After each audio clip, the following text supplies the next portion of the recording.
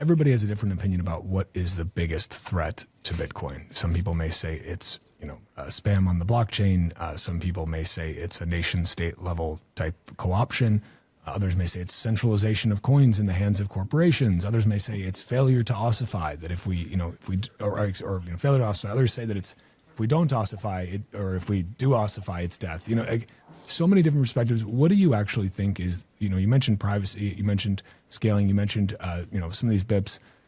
What do you think is the biggest actual threat to Bitcoin at this time? Yeah. So let's go through this one by one. You mentioned. Large single institutional holders. I don't think there's a threat there. If Michael Saylor is not taking his coins into self-custody, first off, they're not just his coins, they're like hundreds of thousands of investors' coins. It's not just MicroStrategy, but there's people or investment funds behind this. Maybe it will be seized by the government, and that will be the budget neutral American Bitcoin reserve, which would be nice for you. I'd be happy for you, but I don't think that is a threat.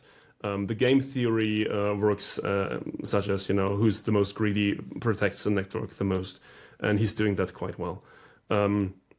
Nation state attacks, they can be a thing in the sense we could do some secret mining, we could do some supply chain attacks. These things need to be watched out for.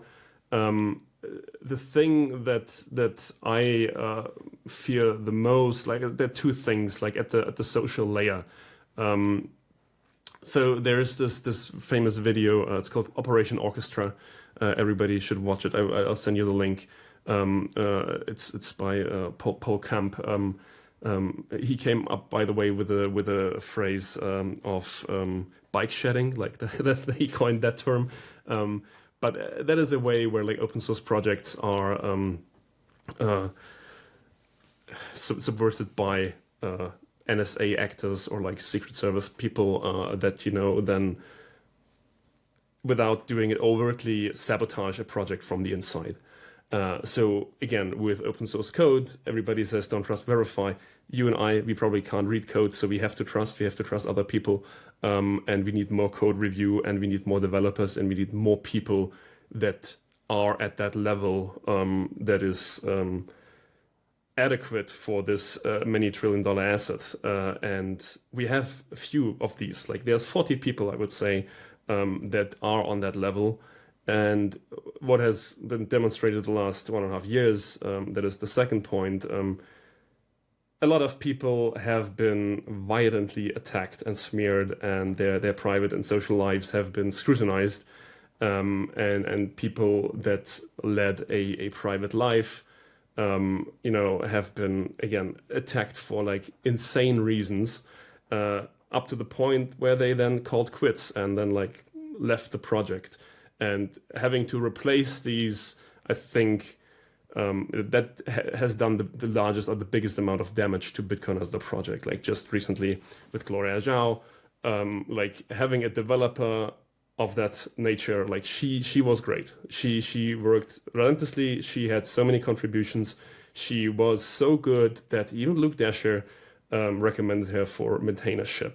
And then she merged one single line of code that she didn't write, that others reviewed, her peers reviewed and marked up for it's ready to be committed. And she merged it, and that was then enough for quacks and people with a very sorry life to smear her, and that led to her quitting the project.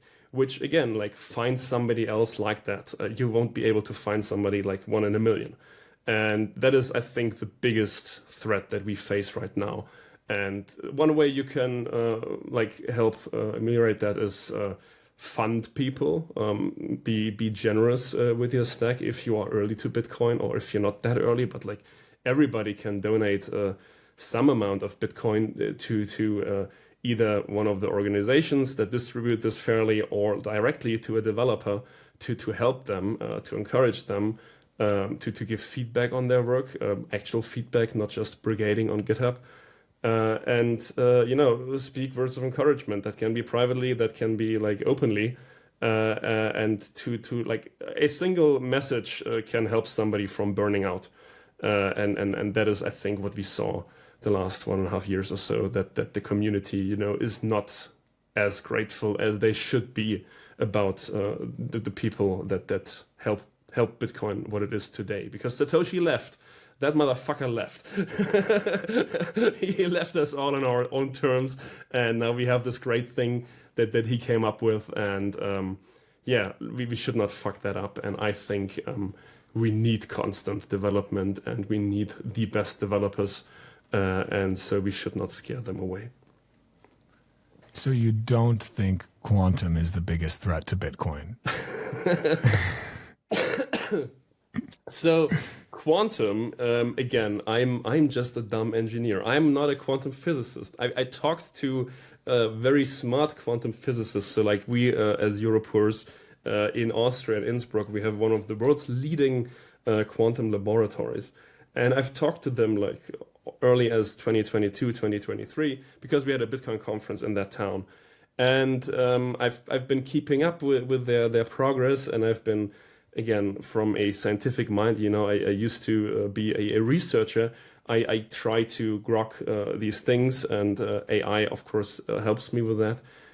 But from my understanding and from the people that I respect and have talked to, it is far from an urgent threat.